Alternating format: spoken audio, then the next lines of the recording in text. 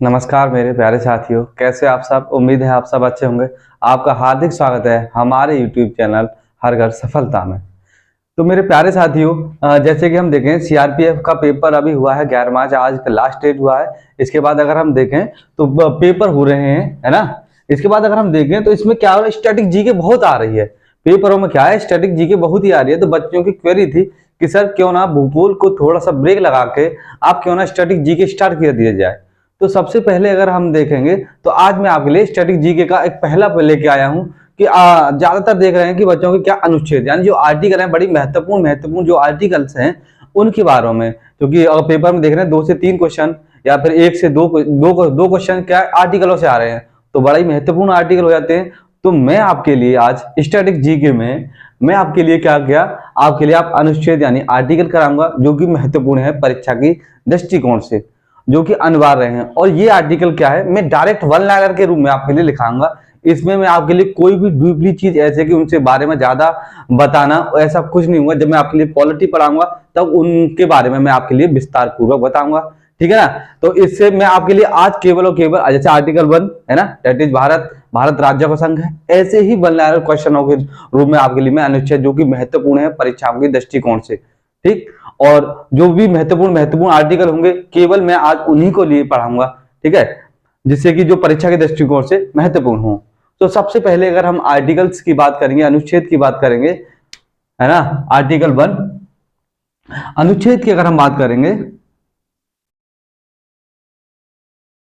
यानी article 1 simple one liner question के रूप में रहेगा। स्टैटिक जीके का मतलब यही होता है कि जो भी इंपोर्टेंट हो वन लाइनर के रूप में हो, ठीक है ना। इसमें कोई विस्तार पूर्वक बात नहीं होगी, आपके लिए वन लाइनर के रूप में बात होगी, ठीक है। तो जो अनुच्छेद हमारा 1 है वो क्या है, भारत एक राज्य का संघ है। अनुच्छेद 1 में कहा गया है कि भारत एक क्या राज्य क्या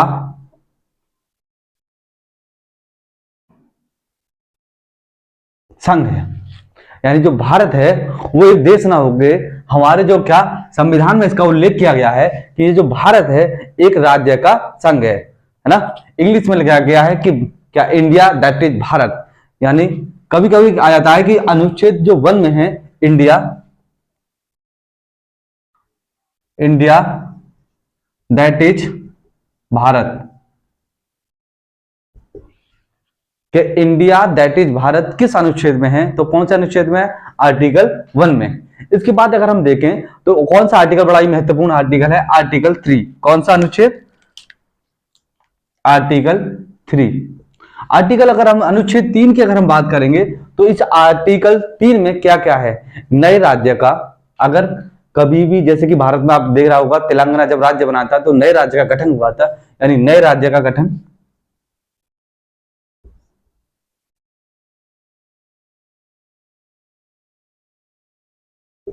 उसका नाम परिवर्तन, क्या, नाम परिवर्तन। अगर कोई नाम परिवर्तन चेंज करके करना है तो नाम परिवर्तन, उसका सीमा परिवर्तन किसके अकॉर्डिंग रहेगा, आर्टिकल 3 के अकॉर्डिंग, ठीक है।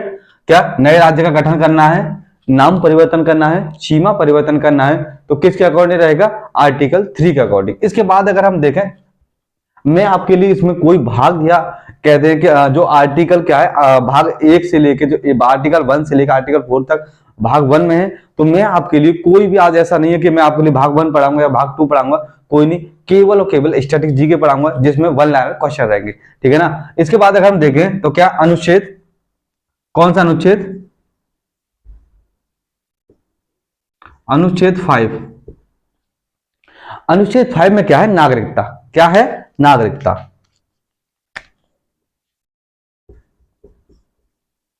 अनुच्छेद 5 में क्या है, नागरिकता, है ना। जो भारत की जो नागरिकता है अनुच्छेद 5 में है। कितने अगर मैं जब आपके लिए पॉलिटी पढ़ाऊंगा तो आपके लिए महत्वपूर्ण जो भी है, जैसे कि आर्टिकल 6 है, आर्टिकल 7, आर्टिकल 9 है ना, आर्टिकल 8, आर्टिकल 10, आर्टिकल 11, इन सारों के बारे में। लेकिन जो परीक्षा के दृष्टिकोण से अगर हम देखें स्टैटिक जीके में तो बड़ा ही महत्वपूर्ण है कि जो आपका नागरिकता नागरिकता से कौन सा आर्टिकल संबंधित है? तो आर्टिकल किससे है? आर्टिकल 5। इसके बाद अगर हम देखें कौन सा, अनुच्छेद 10। अनुच्छेद 10 की अगर हम बात करेंगे तो अनुच्छेद 10 में क्या है, जो नागरिकता है ना, इसको क्या संशोधन, क्या नागरिकता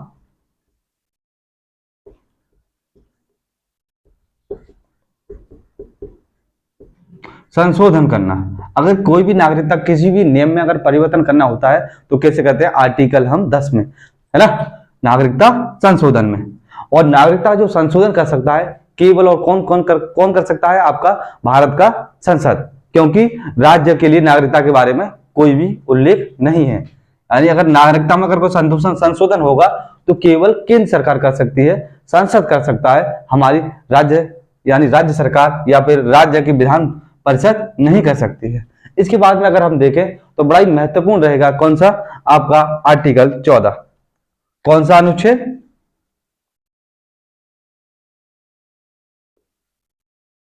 अनुच्छेद 14। अनुच्छेद 14 में क्या है? समानता का अधिकार। क्या है? समानता का अधिकार। समानता यानी विधि के समक्ष समानता का अधिकार।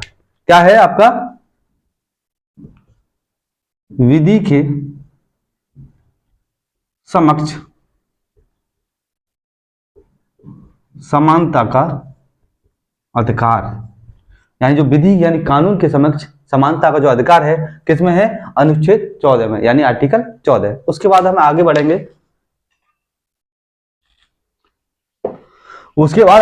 अनुच्छेद 15। अनुच्छेद 15 में क्या दे रखा है आपका? क्या? जाति। इसके बाद अगर हम देखें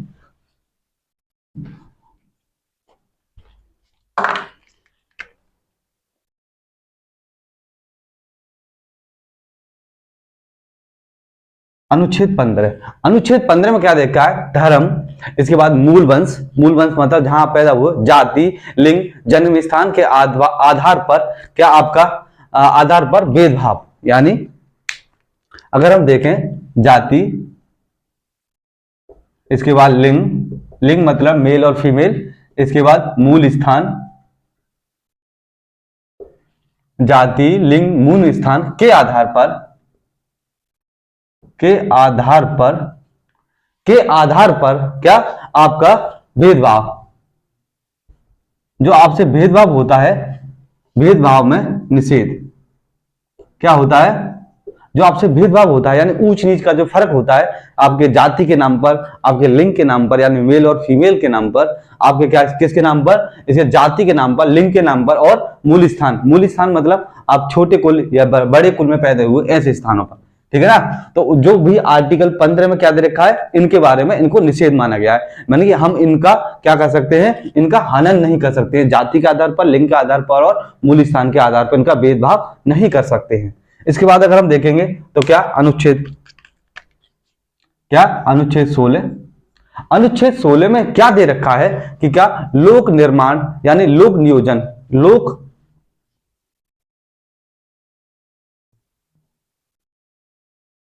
में समानता। अगर सरकार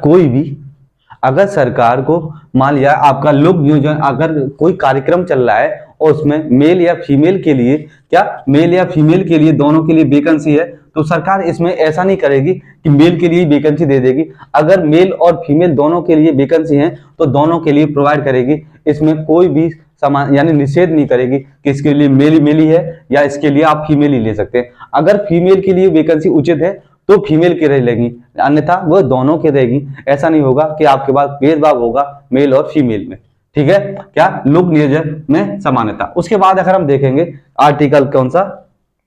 आर्टिकल 17। आर्टिकल 17 का मतलब है छुआछूत, यानी छुआछूत का अंत। छुआछूत मतलब हम ऊंच नीच जातियां मानते थे, है ना। इसके कैसे कि ये एसटी है, ये एससी है, इसको क्या करते थे? अगर कोई आ जाता था तो उसे हम छूने नहीं देते थे, ऐसी चीजों को। इसी को हम बोलते थे अप्रशस्तता का अंत, यानी छुआछूत को हम क्या बोल सकते हैं? अप्रशस्तता। तो छुआछूत छुआछूत को मैंने आपको बताया कि छुआछूत मतलब ऊंच नीच का, फर्क को, भेदभाव को अंत करना। इसके बाद अगर हम देखें आर्टिकल कौन सा, आर्टिकल 18। 18 में क्या है, उपाधियों का अंत। क्या, उपाधियों का। पहले आपने देखा होगा राजा महाराजा बड़ी बड़ी उपाधियां लेते थे, क्या लेते थे, उपाधियों का अंत। क्या आपका, उपाधियों का, यानी जो राजा महाराजा बड़ी बड़ी आपके लिए उपाधियां लेते थे उन सब का अंत किया गया है। लेकिन सम्मान जैसे कि भारत रत्न, ऐसी चीजों को बंद नहीं किया गया है क्योंकि वो एक सम्मान के रूप में है। इसके बाद देखेंगे बड़ा ही महत्वपूर्ण आर्टिकल है आपका कौन सा, आर्टिकल 19। आर्टिकल 19 बड़ा ही महत्वपूर्ण है। इसमें क्या है, क ख ग छ है, लेकिन इसमें क्या है, बोलने की स्वतंत्रता। बड़ा ही महत्वपूर्ण आर्टिकल है, इंपोर्टेंट है, बहुत ही ज्यादा इंपोर्टेंट। परीक्षा के दृष्टिकोण से अगर मैं देखूं तो हर एक, यानी एक परीक्षा छोड़ के हर एक दूसरी परीक्षा में आने वाला क्वेश्चन है आर्टिकल कौन सा, 19। बोलने की स्वतंत्रता, आपकी क्या, रहने की स्वतंत्रता, है ना, आप कहीं भी आप क्या, कारोबार व्यापार करने की स्वतंत्रता, कहीं रहने की स्वतंत्रता, है ना, बोलने की स्वतंत्रता, आपके बाद क्या, संगठन बनाने की स्वतंत्रता।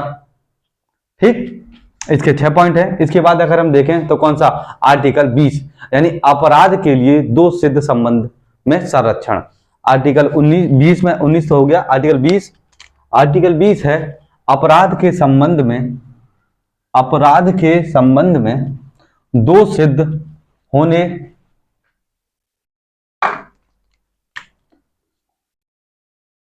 या अनुच्छेद आपका 20। अनुच्छेद 20 में क्या है आपका कौन सा, अपराध के लिए दो सिद्ध के संबंध में संरक्षण।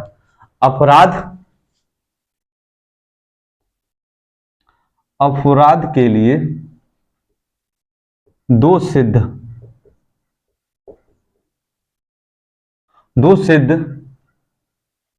में संरक्षण। ठीक है, अपराध के लिए दो सिद्ध में संरक्षण कौन से आर्टिकल में है आपका, आर्टिकल 20 में। आर्टिकल 20 के बाद अगर हम देखेंगे तो कौन सा, अनुच्छेद 21। बड़ा ही महत्वपूर्ण है। अनुच्छेद 21 को क्या कहा गया है कि जो आर्टिकल 19 है उसका जो पूरक है वो कौन सा है आपका, आर्टिकल 21।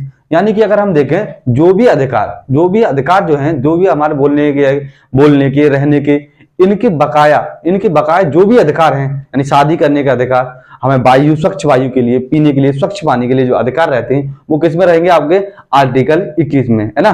तो इसको बोलते हैं आर्टिकल, जो 21 को बोलते हैं आर्टिकल 19 का पूरक।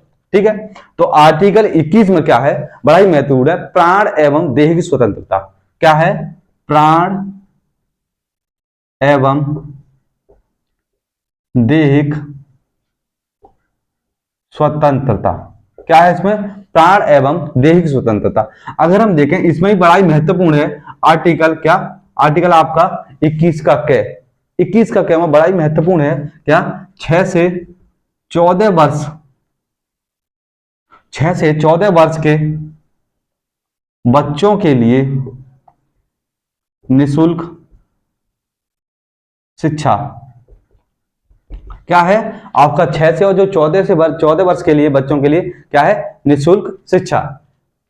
ठीक है, ये कौन से 86 में संविधान संशोधन हुआ था 2002 में, तब इसके लिए आर्टिकल 21 के में एक हमारा क्या, मूल अधिकार के फंडामेंटल राइट में से जोड़ा गया था। कौन सा जोड़ा गया था, यानी 21 का क्या, 6 से 14 वर्ष के बच्चों के लिए क्या, निःशुल्क शिक्षा। उसके बाद अगर हम देखें आर्टिकल 21 और आर्टिकल क्या, 22, कौन सा, अनुच्छेद 22। अनुच्छेद 22 में क्या है, अनुच्छेद 22 में क्या है आपका, कुछ दशाओं में गिरफ्तारी एवं निरोध के संबंध में संरक्षण। यानी कुछ दशाओं में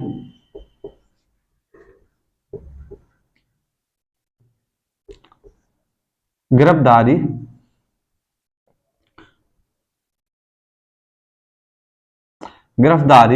कुछ दशाओं में गिरफ्तारी एवं क्या, निरोध, गिरफ्तारी के संबंध में क्या, संरक्षण। आपको गिरफ्तारी के संबंध में संरक्षण, जैसे कि अगर कोई आपका गिरफ्तारी कर रहा है तो आप उससे पूछने का अधिकार है कि आप मुझे किस अधिकार में क्या कर रहे हो, गिरफ्तारी कर रहे हो, तो किस गिरफ्तारी के संबंध में संरक्षण। इसके बाद अगर हम देखें तो अनुच्छेद आपका कौन सा, अनुच्छेद आपका 23। अनुच्छेद 23 में क्या है, जैसे कि आप जैसे कि आप अगर किसी काम कर रहे हो किसी कंपनी या फैक्ट्री में, तो आपके लिए मनमानी काम अगर आप जिसमें सक्षम हो काम करने में, यानी कि आप अगर मैं एक एग्जाम्पल के रूप में आपको बताऊं कि आप केवल 20 किलो यानी 20 किलो वजन ले जा सकते हो, तो आपके लिए कोई भी आप 40 किलो वजन ले जाने के लिए आपको अगर कोई कह रहा है तो ये आपके लिए मूल अधिकार का हनन हो रहा है। तो ऐसे ही अगर आप 20 किलो वजन ले जा सकते हो तो केवल आप 20 किलो वजन ही ले जा सकते हो, इससे ज्यादा वजन नहीं ले जा सकते। क्या आपके लिए क्या वलत श्रेम, इसे कहते हैं हम वलत श्रेम निषेध। क्या बोलते हैं, वलत श्रेम निषेध। क्या बोलते हैं हम, वलत श्रेम निषेध। यानी अगर हम देखें अपनी वैसी देसी भाषा में तो हम कह सकते हैं मनमानी कामों का निषेध, यानी मनमानी कार्य नहीं करना। ठीक है ना, क्या वलत श्रेम निषेध। इसके बाद अगर हम देखें आर्टिकल 24, आर्टिकल 24 में क्या है, आपका 14 वर्ष से जो कम आयु के बच्चे हैं उनके लिए क्या, 14 वर्ष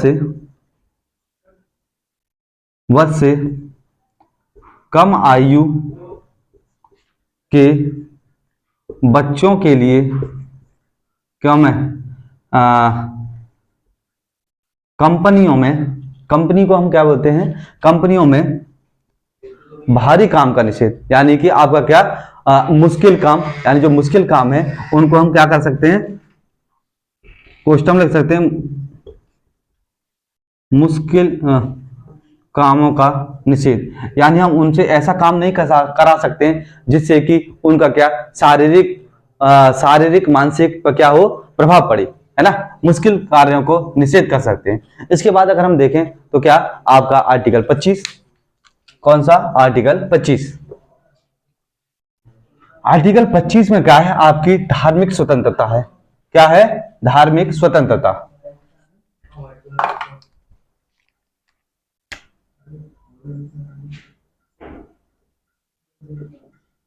अनुच्छेद 25 में क्या है, आपकी धार्मिक स्वतंत्रता। क्या है, धार्मिक स्वतंत्रता। धार्मिक स्वतंत्रता एक और है, अगर हम देखें इसमें नोट करके, जो आप सिख धर्म है, सिख धर्म में जो कृपाण रखते हैं, यानी जो तलवार टाइप में होता है, उसे किसमें, सिखों के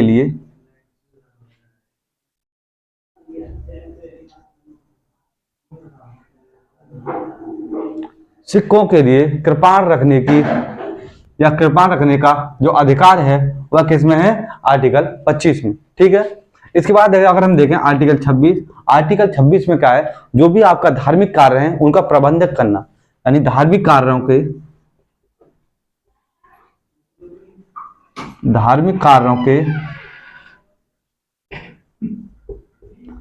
प्रबंधक में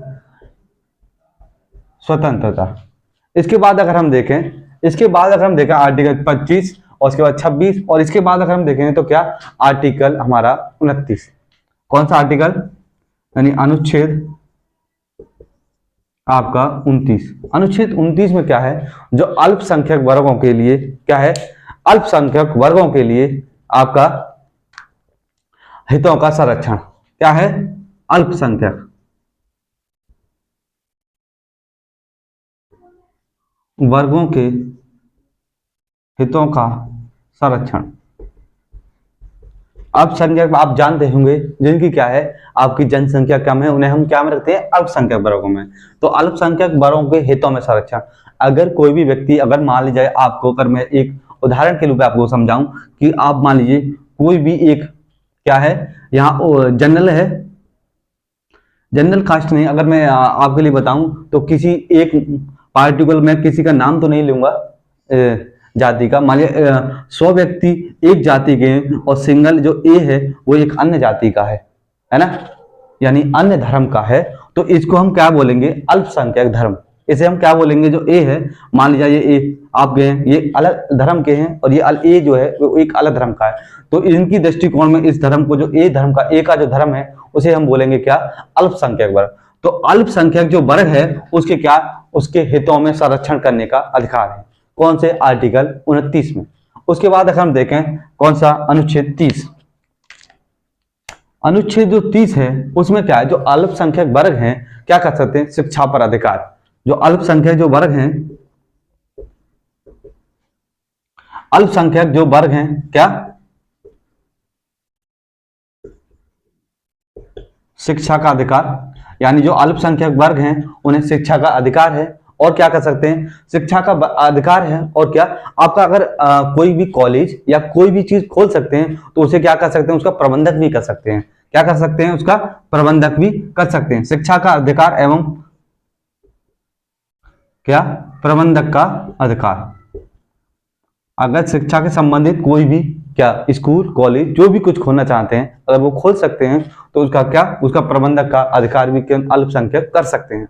इसके बाद देखें तो आपका कौन सा बड़ा ही महत्वपूर्ण है, क्या, आपका आर्टिकल 32। कौन सा, आर्टिकल 32। आर्टिकल 32 की अगर हम बात करेंगे तो क्या, उच्चतम न्यायालय। उच्चतम न्यायालय 5 रिट जारी करता है।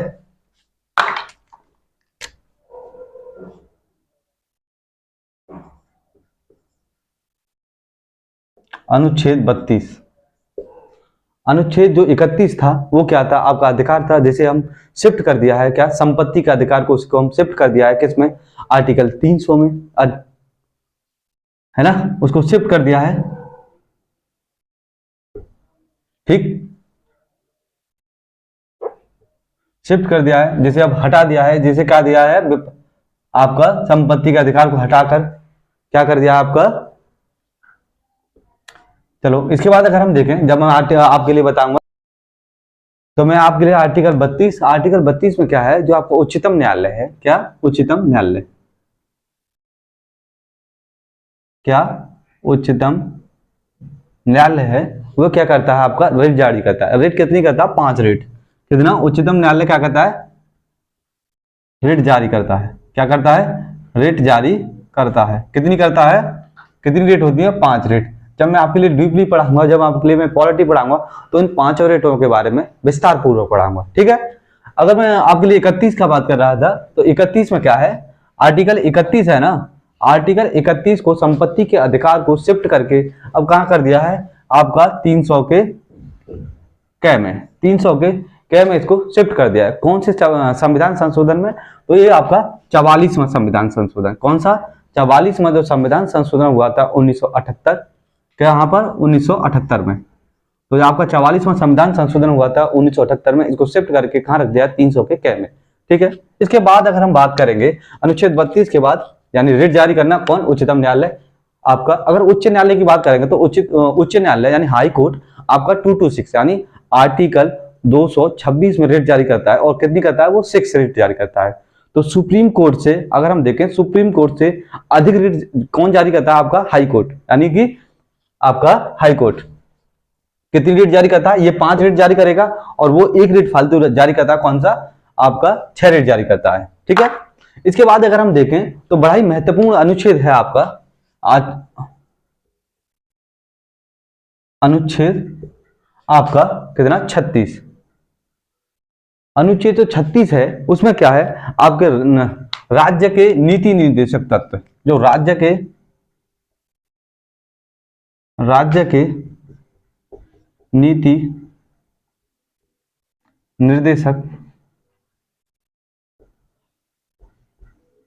राज्य के जो नीति निर्देशक तत्वों के बारे में इनकी क्या है, परिभाषा है। क्या है, परिभाषा। अगर हम बात करूं, जो राज्य के नीति निर्देशक तत्व हैं कहां से लिए गए हैं, आयरलैंड से लिए गए हैं। ये कौन से भाग में है, तो भाग 4 में। ठीक है, और कहां से, 36 से आपका 51 तक क्या है, आपके राज्य के नीति निर्देशक तत्व हैं। राज्य के नीति निर्देशक तत्व का मतलब होता है कि राज्य में ऐसी नीतियों को बनाना जिससे कि वो कल्याणकारी हो। ठीक है, और राज्य इनके लिए बाध्यकारी नहीं है इन नीतियों के बनाने के लिए। अगर राज्य इच्छा के अनुसार इन नीतियों को बना भी सकता है, यानी इस पर कोई क्या है, आपका दबाव, हम कह सकते हैं कि इस पर कोई भी किसी चीज का आपका दबाव नहीं होगा। ठीक है, तो क्या होगा, राज्य के नीति निर्देशक तत्वों की क्या है, परिभाषा है। इसके बाद अगर हम देखें तो बड़ा ही महत्वपूर्ण आर्टिकल है, आर्टिकल आपका क्या, 39। कौन सा, अनुच्छेद आपका कौन सा 39। 39 में क्या है, मेल और फीमेल के लिए आजीविका चलाने के, मेल एंड फीमेल के लिए जीविका चलाने के साधन, पर्याप्त साधन, पर्याप्त साधन दिलाना। अगर हम इसको बात करें, क्या देसी भाषा में अगर हम बात करें तो जो आपके मेल और फीमेल हैं, राज्य सरकार ऐसी कंपनियां या ऐसी कुछ आपका नियमों को लागू करे जैसे कि मेल और फीमेल, जो आपके मेल और फीमेल हैं उनके लिए क्या हो, काम की क्या हो, काम मिले जिससे कि उनकी आजीविका चल सके, है ना। तो क्या आपको मेल और फीमेल को आजीविका चलाने के लिए क्या संसाधनों का, यानी ऐसे संसाधनों को खोले जिससे कि उनकी जीविका चल सके। आर्टिकल क्या, आर्टिकल आपका 39। बड़ा ही महत्वपूर्ण आर्टिकल होगा आपका क्या, आर्टिकल 40। कौन सा, आर्टिकल 40। आर्टिकल 40 जो है क्या है आपका, ग्राम सभा का गठन। क्या है, ग्राम सभा का, ग्राम सभा या ग्राम पंचायत दोनों चीज ले सकते हैं आपका, ग्राम सभा या पंचायत का गठन। ठीक, बड़ा ही मोस्ट इंपोर्टेंट अगर आर्टिकल बात करें राज्य के नीति तत्व में तो आपका कौन सा है, अनुच्छेद 40। कौन सा, ग्राम सभा का या ग्राम पंचायत का गठन। इसके बाद अगर हम देखें, इसके बाद अगर हम देखेंगे तो कौन सा आपका आर्टिकल 42। और जो आर्टिकल आपका 42 रहेगा वो भी बड़ा महत्वपूर्ण आर्टिकल है आपका, कौन सा, आर्टिकल 42। आर्टिकल जो 42 है वो क्या है, महिलाओं के लिए स्फूर्ति, यानी अनुच्छेद क्या, अनुच्छेद 42। अनुच्छेद 42 में क्या है, महिलाओं के लिए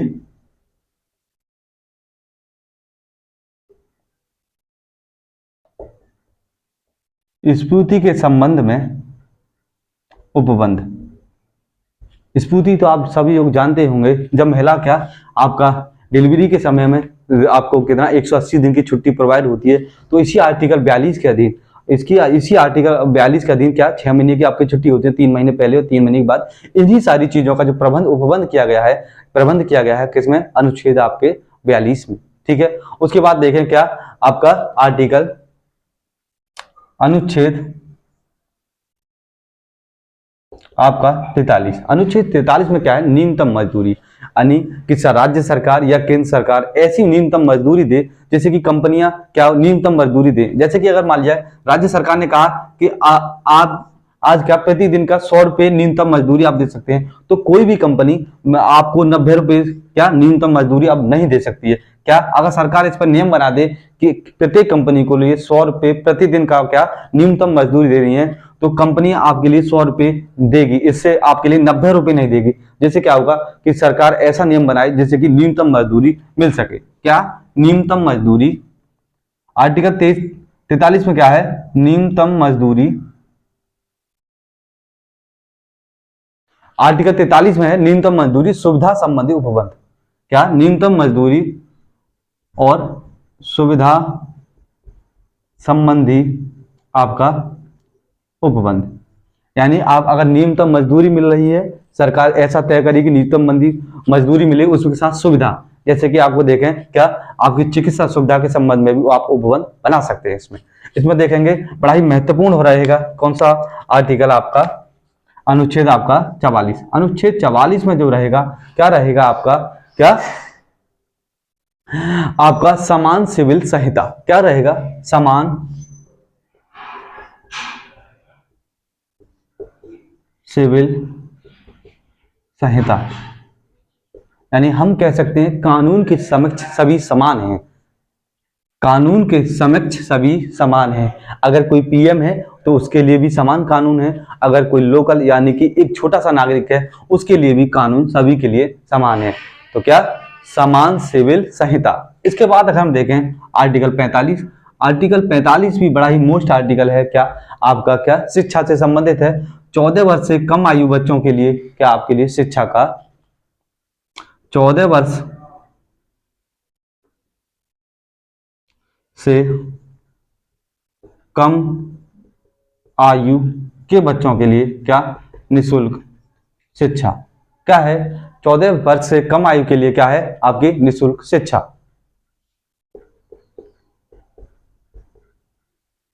क्या है, निःशुल्क शिक्षा, यानी 14 वर्ष से जो कम आयु के बच्चे हैं उनके लिए क्या है, निःशुल्क शिक्षा। इसके बाद अगर हम देखें क्या, आर्टिकल आपका 46, आर्टिकल जो 46 है उसमें क्या है, आपका एससी और आपका एसटी, एससी और एसटी के लिए क्या है, आपके लिए शिक्षा का अधिकार है। क्या है, एससी और एसटी के लिए क्या है, शिक्षा का अधिकार। इसके बाद देखें तो बड़ा ही महत्वपूर्ण आर्टिकल रहेगा आपका कौन सा, आर्टिकल 47 क्या, पोषण का अधिकार, यानी सभी के लिए राज्य सरकार ऐसा नियम ऐसा कानून बनाए जिससे के लिए कोई भी व्यक्ति क्या, पोषण यानी भोजन से क्या रहे, वंचित ना रहे। क्या, अनुच्छेद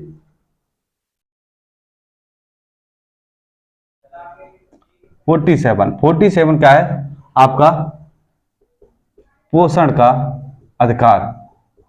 क्या है, पोषण का अधिकार, यानी कोई भी व्यक्ति, राज्य सरकार ऐसा कानून बनाए जिससे कि कोई भी व्यक्ति पोषण से वंचित यानी भोजन से वंचित ना रहे। अगर हम देखें तो इसको हम क्या कहेंगे, पोषण का अधिकार। इसके बाद अगर हम देखें तो बड़ा ही महत्वपूर्ण आर्टिकल होगा, आर्टिकल क्या, 48 क्या है, कृषि, क्या, कृषि एवं पशुपालन का अधिकार। क्या, पशुपालन का अधिकार। इसमें अगर हम देखें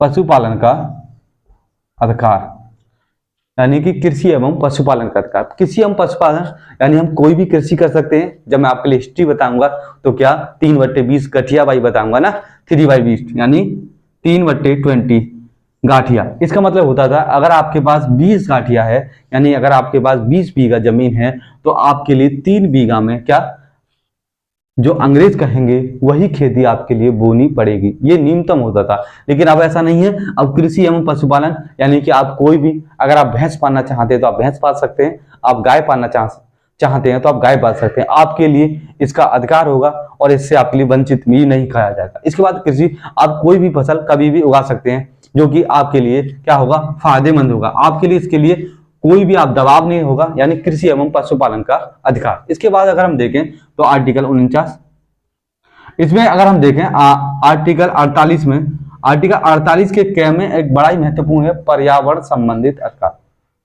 है ना।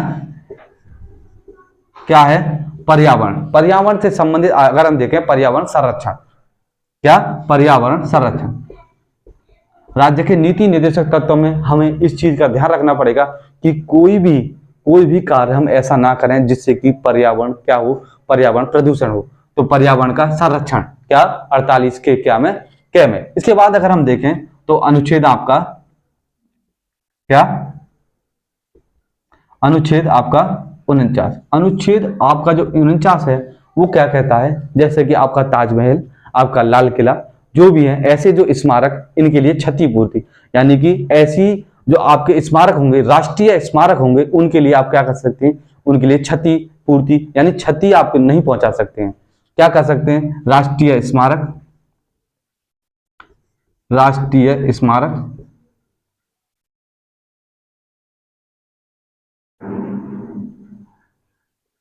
राष्ट्रीय स्मारक एवं स्थानों का संरक्षण।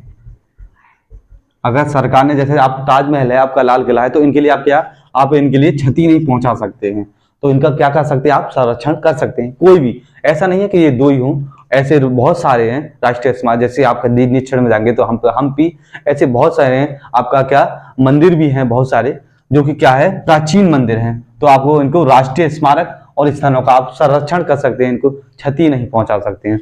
इसके बाद अगर हम देखें तो बड़ा ही महत्वपूर्ण आर्टिकल होगा आपका आर्टिकल 50। आर्टिकल 50 है को क्या है, न्यायपालिका, न्यायपालिका को कार्यपालिका से पृथक्करण। पृथक्करण का मतलब होता है अलग करना। पृथक्करण का मतलब मैं लिख सकता हूं क्या, अलग करना। यानी जो आपकी न्यायपालिका है, यानी जो न्यायपालिका है उसको किससे, कार्यपालिका से क्या किया गया है, अलग किया गया है, क्योंकि वो अपनी अपनी स्वतंत्रता में रहे। अगर कार्यपालिका के अधीन अगर न्यायपालिका आ गई तो इसका मतलब हो जाएगा जो कार्यपालिका कहेगी वही न्यायपालिका को करना पड़ेगा। तो इस वजह से न्यायपालिका को कार्यपालिका से अलग किया गया है, किसमें, आर्टिकल 50 में। इसके बाद अगर बड़ा ही महत्वपूर्ण आर्टिकल रहेगा कौन सा आपका आर्टिकल 51। और जो आर्टिकल 51 है वो विश्व का अगर हम देखें विश्व के संविधान जिन जिन देशों में विश्व में संविधान है उन देशों में सबसे अगर हम देखें तो विश्व में शांति और सुरक्षा, आर्टिकल 51 की अगर हम बात करें अनुच्छेद, तो ऐसा कोई भी संविधान नहीं है जिसमें विश्व में शांति और सुरक्षा की बात करी गई है। केवल भारत में ही आर्टिकल 51 क्या है, क्या विश्व शांति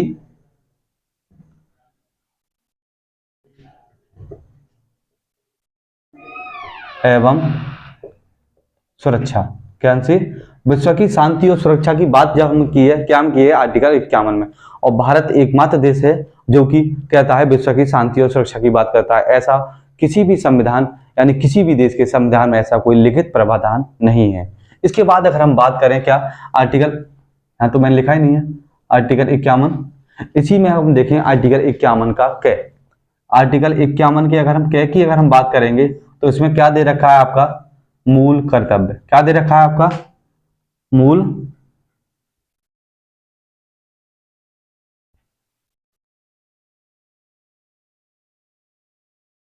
अरे यार।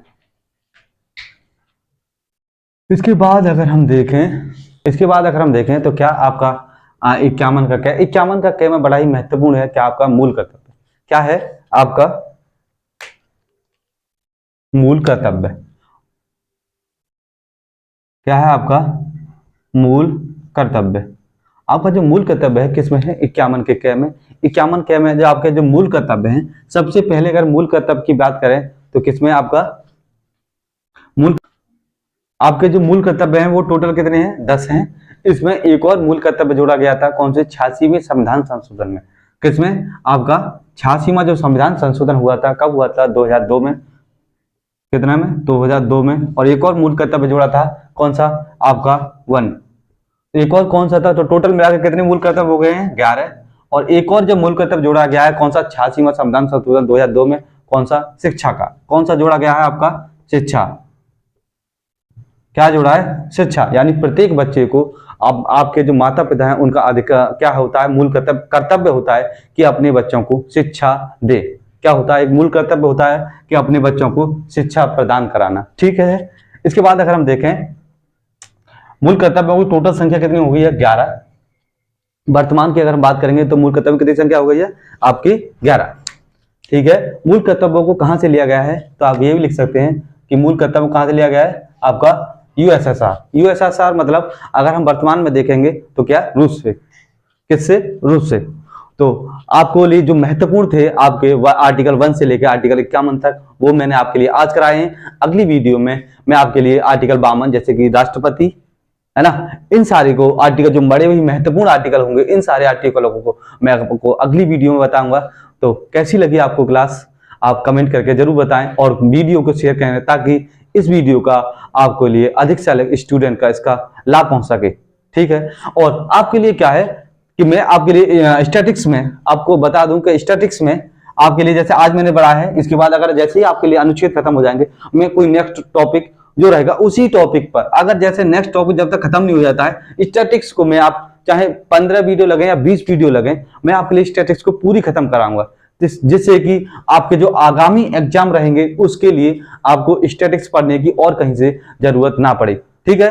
तो कैसी लगी आपको जरूर कमेंट करें और वीडियो को शेयर करें और हमारे YouTube चैनल हर घर सफलता को सब्सक्राइब करें। Thank you.